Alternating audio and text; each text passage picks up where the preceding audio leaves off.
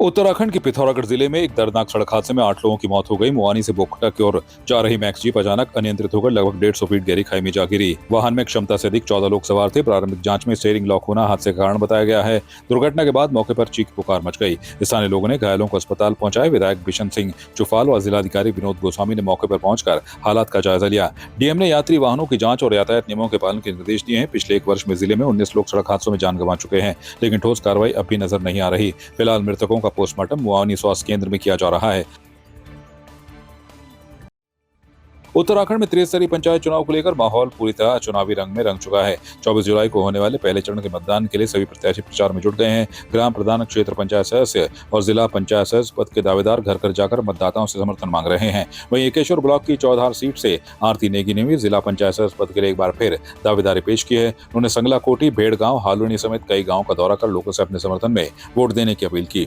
आरती नेगी ने कहा कि अपने पिछले कार्यकाल में उन्होंने जो विकास कार्य किए हैं उन्हीं के आधार पर जनता के बीच जा रही हैं। उन्होंने ये भी कहा कि कुछ कार्य अधूरे रह गए हैं जिन्हें वो दोबारा मौका मिलने पर पूरा करेंगी। जनता से उन्हें अच्छा समर्थन मिल रहा है।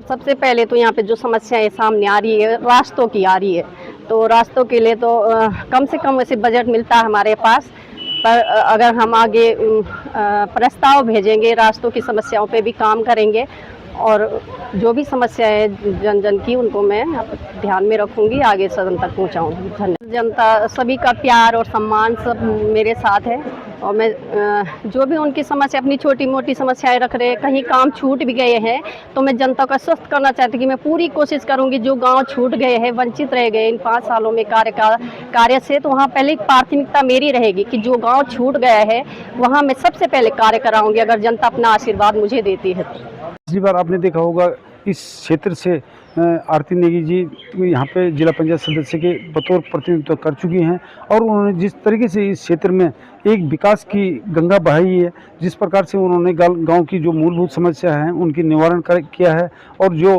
रोजगार परक चीज़ें भी थी उसका भी समाधान किया है। तो मैं जिस प्रकार से आज आरती नेगी जी इस सीट पे चुनाव में प्रत्याशी है और उनका जो कार्यकाल, पिछले वाला कार्यकाल को देखते हुए यहाँ पे तमाम संभ्रांत हमारी जनता ने उनको आशीर्वाद दिया है और आशीर्वाद ही नहीं बल्कि उन्होंने, जनता ने ये बोला है कि आरती नेगी जी पुनः इस क्षेत्र से लड़नी चाहिए।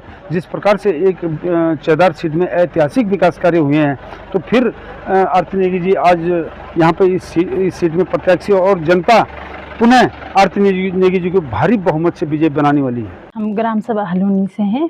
मेरा नाम श्रीमती अनीता देवी, मैं हलूनी में महिला मंगल दल अध्यक्ष के पद पे इस टाइम पे हूँ। हमें जैसे स्कूल यहाँ हमारी 12वीं तक है, उससे जो आगे हमारे बच्चे पढ़ेंगे उस यहाँ कोई लाभ नहीं है। जैसे हमें सतपुली, चौबटा खाल या पोखड़ा जाना पड़ता है, तो हमारी सोच ये है कि हमें भी यहाँ मतलब बच्चों के लिए आगे कुछ कॉलेज बन जाए तो अच्छा रहेगा। बाकी तो जैसे हमारे यहाँ पंचायत घर बनवाया, जिला किया है, हमारे घर में विकास तो हुआ है, मतलब हमारा जैसे पंचायत घर उन्होंने बनवाया, अभी तक जैसे नहीं बना था, तो हर किसी के मतलब रहता था कि मतलब पंचायत घर होना चाहिए। उन्होंने बनवाया तो बन गए, उसके ऊपर जैसे टीन सेट भी उन्होंने लगवाया, तो उसमें जैसे अभी कोई मतलब जैसे शादी उदी भी 1-2 हम गांव वालों ने वहाँ पे करवाए, क्योंकि वहाँ पे सुविधा जैसे हो रखी है, राशन पानी जो भी मतलब वहाँ करवा रहा है, तो वहाँ रख रहे हैं सामान। प्रत्याशी ऐसा चाहिए जो महिलाओं के हित में सोचे, महिलाओं को थोड़ा रोजगार दे। तो देखो अपने उत्तराखंड में रोजगार नहीं, इसलिए यहाँ से लोग बाहर चले। आप देखो तो गाँव के गाँव खाली है, प्लान काफ़ी हो रहा है।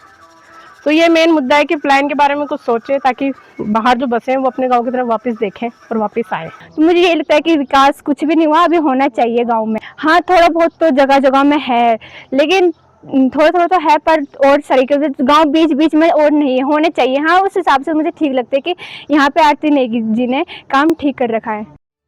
बागेश्वर में उपभोक्ता जागरूकता अभियान के तहत जिला शिक्षा एवं प्रशिक्षण संस्थान डाइट में डीएलएड प्रशिक्षुओं के लिए एक महत्वपूर्ण कार्यशाला आयोजित की गई। इस कार्यक्रम में भारतीय मानक ब्यूरो BIS के उद्देश्यों, उपभोक्ता सुरक्षा, उत्पाद गुणवत्ता और राष्ट्रीय विकास में मानकीकरण की भूमिका पर विस्तृत चर्चा की गई। कार्यक्रम में रिसोर्स पर्सन दीप चंद्र जोशी ने BIS केयर ऐप की उपयोगिता पर प्रकाश डालते हुए बताया कि ISI मार्क वाले उत्पादों की जाँच CML नंबर, हॉलमार्क उत्पादों की जाँच HUID नंबर और R मार्क उत्पादों की जाँच CRS नंबर से की जा सकती है। उन्होंने नकली उत्पादों की पहचान और शिकायत दर्ज करने की प्रक्रिया के बारे में भी जानकारी दी। कार्यशाला का उद्देश्य उपभोक्ताओं को जागरूक बनाना था ताकि वे केवल सुरक्षित, प्रमाणित और उच्च गुणवत्ता वाले उत्पादों का चयन करें और राष्ट्र निर्माण में अपना योगदान दे सकें। BIS केयर ऐप सबको डाउनलोड कराया गया और उसमें ISI मार्क उत्पादों की या हॉलमार्क उत्पादों की या R मार्क उत्पादों की जांच के तरीके बताए कि हम किस प्रकार से ISI मार्क उत्पादों का CML नंबर डाल के हम उसकी जांच कर सकते हैं कि इस कंपनी का लाइसेंस कब तक वैध है। इसी प्रकार हॉलमार्क में HUID नंबर से हम हॉलमार्क यूनिक आइडेंटिटी नंबर से जांच कर सकते हैं कि ये कितने कैरेट का है, उसकी विश्वसनीयता को जांचा जा सकता है सोने की या चांदी की। और इसी प्रकार R मार्क जो उत्पाद हैं उनमें CRS नंबर के द्वारा हम जांच कर सकते हैं कि ये CRS नंबर की कंपनी रजिस्टर्ड स्कीम के तहत ये कब तक इसका लाइसेंस वैध है।